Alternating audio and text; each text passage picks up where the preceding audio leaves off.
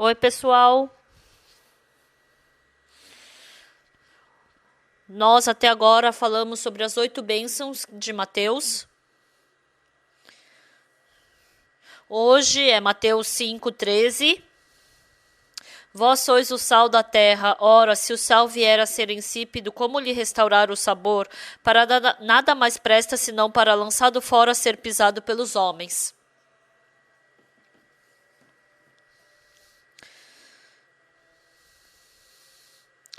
Vós sois a luz do mundo, não se pode esconder a cidade edificada sobre um monte. Nem se acende uma candeia para colocá-la debaixo do alqueire, mas no velador, e alumia todos os que se encontram na casa.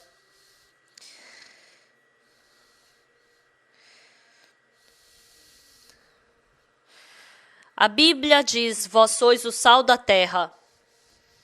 E também diz, vós sois a luz do mundo.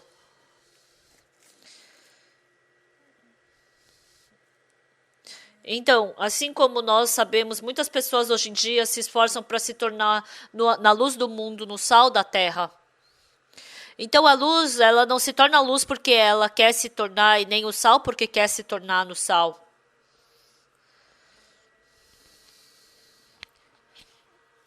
Então, a luz tem a luz e o sal tem o seu sabor.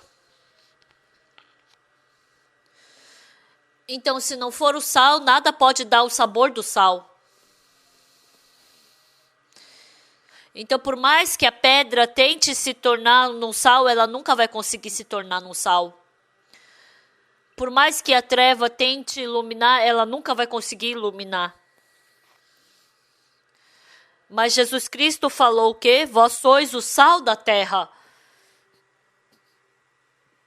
Vocês sabem bem o que é sal, né? Ele dá sabor na comida. Ele impede que pereça o alimento. Então, o sal, ele dá aquele sabor. Então, quando a pessoa recebe a luz, ela já não tem mais as trevas, mas a luz. Mas porque as pessoas têm uma ideia religiosa, um conceito religioso.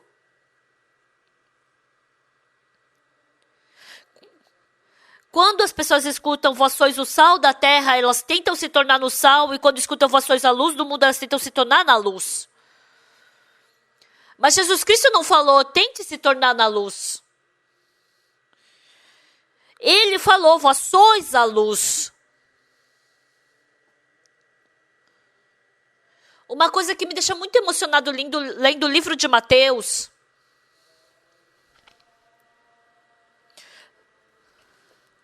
Antes de Jesus Cristo vir, teve muitos servos de Deus. Eles pregaram muitas palavras boas. E lendo o livro de Mateus, não é que a gente escuta diretamente a palavra de Jesus, né? Mas a gente pode, não escuta a voz de Jesus, mas a gente pode escutar o que Jesus pregou. Então, o que é importante? Jesus Cristo falou, vós sois o sal da terra. Então, onde está o significado de Jesus falar que nós somos o sal da terra? Não é que ele está falando para a gente se tornar no sal.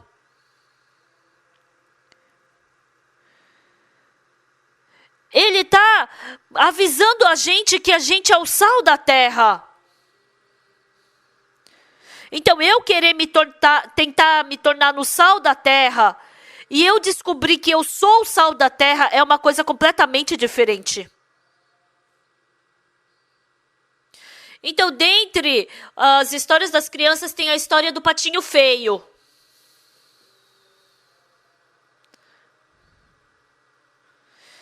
Então, eu acho que o cisne, quando ele é filhote, ele é muito feio. Então, esse homem, ele escreveu essa história, né, das crianças. Então, o patinho feio nasceu mais tarde, né? Os outros nasceram tudo na época, mas esse patinho feio, ele era muito feio. E ele foi xingado pelos outros, né? E um dia ele estava no lago e os cisnes estavam brincando ali do lado. E ele pensou, eu sou tão feio, será que eu vou poder me misturar a eles?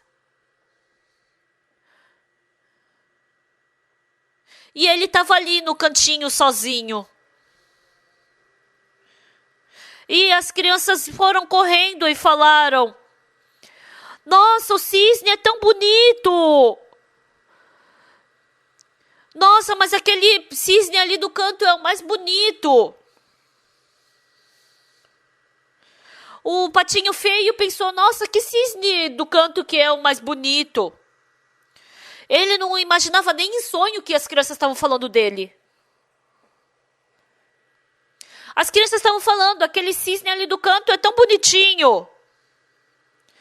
Por mais que o patinho feio olhasse ao redor, só tinha ele ali.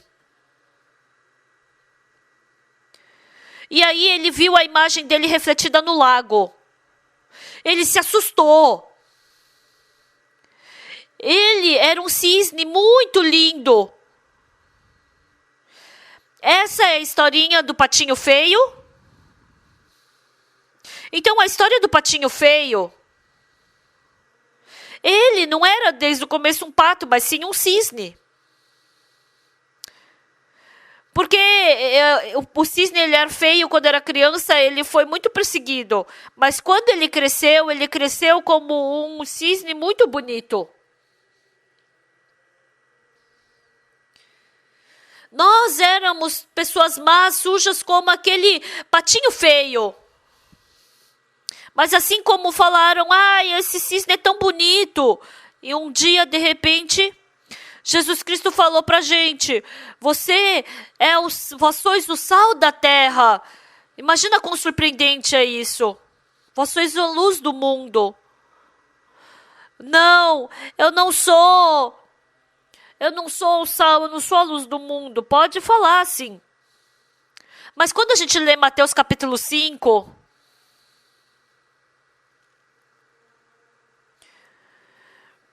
então, Jesus Cristo falou, bem-aventurados humildes de espírito, bem-aventurados os que choram. Então, ele falou até 8 bênçãos ali. E as pessoas, pela fé, aceitam essas bênçãos. Então, quando as pessoas aceitam essa verdade, essa bênção no coração, pela fé, então o incrível é que, pela fé, ela já se tornou luz e sal. As pessoas, para elas se tornarem santas, puras, limpas e justas, a maioria das pessoas pensam que ela tem que fazer isso, isso e aquilo. Mas pela Bíblia as coisas não acontecem dessa forma. Para a gente receber Jesus Cristo na nossa carne,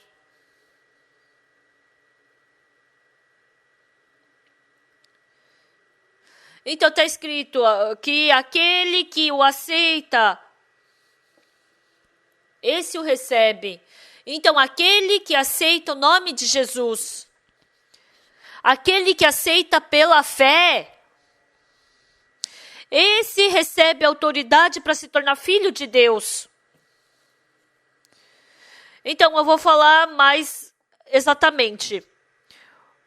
Um dia, Jesus Cristo foi para o tanque de Betesda. E ali ele se encontrou com o enfermo havia 38 anos. Jesus Cristo se aproximou do enfermo e falou, queres ser curado? Que o enfermo respondeu? Senhor, quando a água é agitada, não há ninguém que me ponha no tanque, pois quando eu vou, entra outro antes de mim.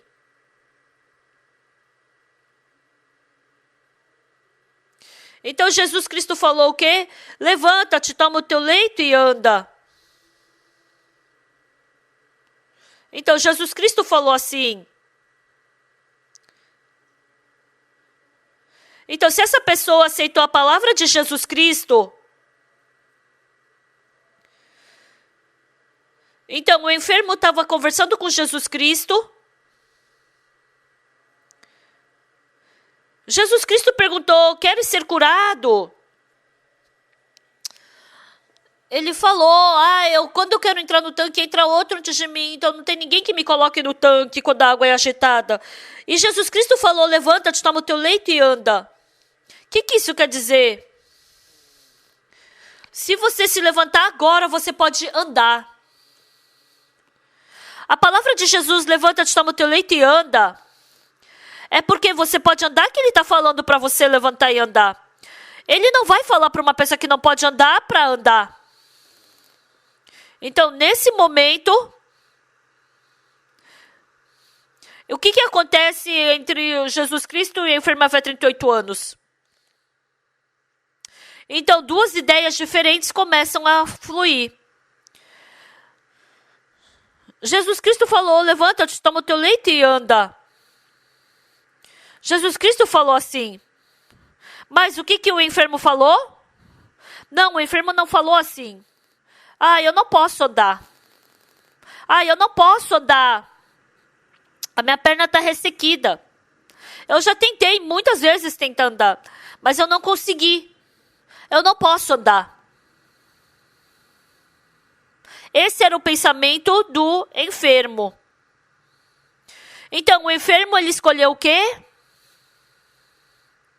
Para aceitar a palavra de Deus, para aceitar a palavra de Jesus no coração, ele tinha que jogar fora o pensamento dele. Eu já estou doente há 38 anos. Eu já sou enfermo havia 38 anos. Eu não posso andar. Eu já tentei, já me esforcei para andar, mas eu não consegui. Eu também, ontem choveu, eu tentei andar, mas não consegui. O enfermo tinha a experiência dele, aquilo que ele tinha experimentado. Mas ele vai permanecer com esse pensamento ou ele vai aceitar a palavra de Jesus Cristo?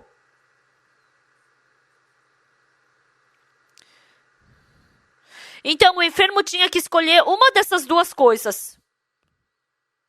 Então, se o enfermo continuasse com o pensamento dele, sim, que palavra boa, mas eu não posso andar. Ia ser tão bom se eu conseguisse andar. Eu também quero andar, mas eu não consigo. Você está vendo a minha perna e está falando isso? Se ele tivesse o próprio conceito dele, ele não poderia aceitar a palavra de Jesus Cristo. Mas esse enfermo pensou o quê? Esse Jesus está mandando eu andar. Eu não consigo andar. Como eu vou conseguir andar? Mas se Jesus Cristo está falando para eu levantar e andar, eu acho que eu consigo andar. Até agora eu vivi seguindo o meu pensamento. O que deu certo? Será que eu jogo fora o meu pensamento e aceito a palavra dele? Sim, eu vou jogar fora o meu pensamento e vou aceitar a palavra dele. Com certeza, quando eu vejo, eu não consigo andar. Mas se ele está falando para eu me levantar e andar, talvez eu consiga andar. Por isso que ele deve estar falando para eu levantar e andar. Então eu vou tentar me levantar e vou tentar andar. Então o enfermo pôde, com esse coração, aceitar a palavra de Jesus Cristo. Com esse coração, se ele aceitou a palavra de Jesus Cristo, no coração desse enfermo surgiu que coração? Então eu também posso andar. Então vamos dar um exemplo mais exato. Um dia, Deus falou para Noé que ia destruir esse mundo com a água. Noé escutou essa palavra e pensou: meu Deus, e agora? Mas porque ele aceitou a palavra de Jesus, no coração de Noé também, o mundo já foi destruído com a água. Então, essas casas, quando Noé andava e via na rua, isso daí vai ficar debaixo da água. Ai, aquele campo tão bonito. Ai, todas aquelas ovelhas vão afundar. Ai, aquele bom rio. Ah, todas as pessoas vão se afogar nele. Quando Deus falou que ia destruir esse mundo com a água, sabe por que Deus falou assim? Porque no coração de Deus ele já tinha decidido que ia destruir esse mundo. Então, no mundo de Deus tem o julgamento. E Deus falou isso para Noé. E quando Noé aceitou a palavra de Deus, entrou o julgamento no coração dele também. Ai, não, que grande problema, tem que avisar todo mundo. Então Noé também começou a avisar as pessoas. Então, se a palavra de Deus entrou no coração de Noé, então Noé também ia poder falar essa mesma palavra para as pessoas. Então, Noé começou a clamar ali. E as pessoas não acreditaram nem na palavra de Noé e eles não acreditaram em nada. Com certeza, no coração de Deus tinha julgamento no coração de Noé. E era verdade que havia o julgamento. Mas no coração deles, eles escutaram isso. Mas no coração deles não tinha julgamento. Não tinha dilúvio. Então, como é que a atitude mudou depois? Veio o dilúvio, para a pessoa que veio o dilúvio, para quem veio o julgamento, então essa pessoa preparou a arca. Mas a pessoa que não tinha dilúvio no coração, eles zombaram que ia vir o dilúvio.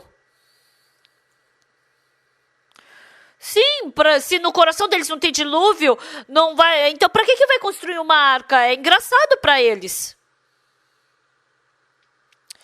Mas para as pessoas que entraram a palavra de Deus no coração, as pessoas que não entraram, essa é a diferença. Muitas pessoas leem a Bíblia. Mas tem pessoas que a palavra de Deus entra no coração e pessoas que não entra a palavra de Deus no coração. Então, por isso nós falamos até agora sobre as 8 bênçãos que estão escritas no livro de Mateus. Então, se a pessoa aceitar essa palavra de Deus no coração, dentro do coração dela, a palavra de Deus vai tomar lugar.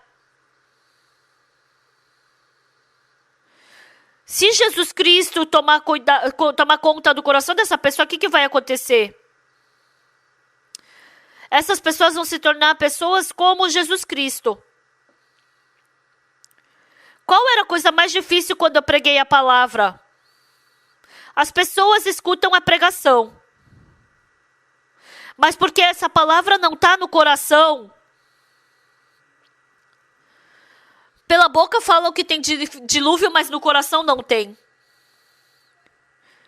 Jesus Cristo falou, levanta-te, toma o teu leito e anda.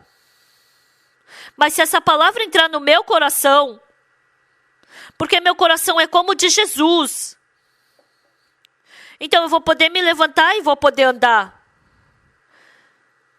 Mas se eu não tenho essa palavra no coração, eu não vou poder me levantar e andar. Todas as coisas na Bíblia são assim. Eu li a Bíblia. Em Romanos capítulo 3, versículo 23. Pois todos pecaram e carecem da glória de Deus. E no versículo 24 está escrito o quê? Sendo justificados gratuitamente por sua graça mediante a redenção que há em Cristo Jesus. Serão justificados mediante a redenção que há em Cristo Jesus. É de graça. Tem a redenção por meio de Cristo Jesus. Então, Jesus Cristo está falando que recebeu redenção. Com certeza cometeu pecado, fez maldade, cometeu erro. Mas pela morte de Jesus Cristo na cruz, porque Ele já lavou todos os nossos pecados, Ele falou que nós recebemos a justificação. Então, nós somos justificados por meio de Jesus Cristo. Jesus Cristo está falando o quê? Você foi justificado, seu pecado foi lavado. Seu pecado acabou na cruz. Todo o seu pecado foi lavado na cruz. Você é justo. Ele está falando o quê? Que nós somos justos. Então, se você aceitar essa palavra no coração, o quê? Eu sou justo? Ah, Deus falou que eu sou justo. Ah, se Deus falou que eu sou justo, eu não sou justo? Ah, então eu sou justo. Quando você vê, eu pareço justo? Tá, eu não sei como você me vê, mas se Deus falou que eu sou justo. Se você aceitar isso, você vai poder falar como? Ah, eu sou justo, eu sou limpo, eu sou santo.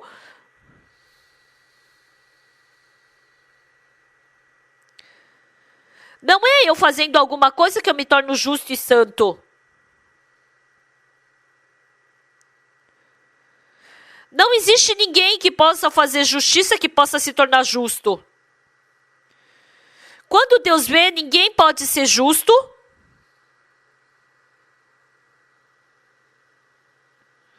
Mas Deus, Ele quis nos justificar e nos santificar. Ele morrendo na cruz, Ele lavou nosso pecado e Ele nos justificou. Jesus Cristo morreu na cruz pelos nossos pecados. Então Jesus Cristo morreu na cruz pelos nossos pecados. Mas a Bíblia fala o que para nós? A Bíblia fala que nós somos justos. A Bíblia falou que não se lembra mais dos nossos pecados. A Bíblia fala que nossos pecados se tornaram tão brancos quanto a neve. A Bíblia está falando que nós somos santos.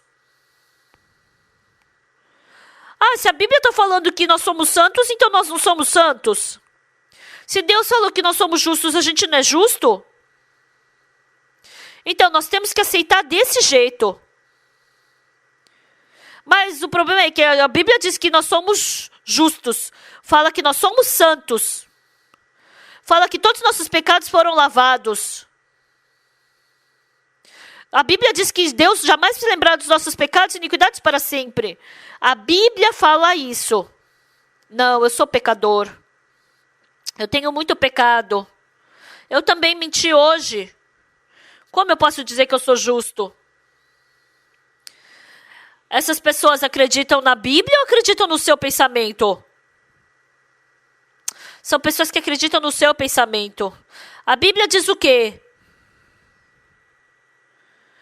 Os meus pensamentos não são os vossos pensamentos.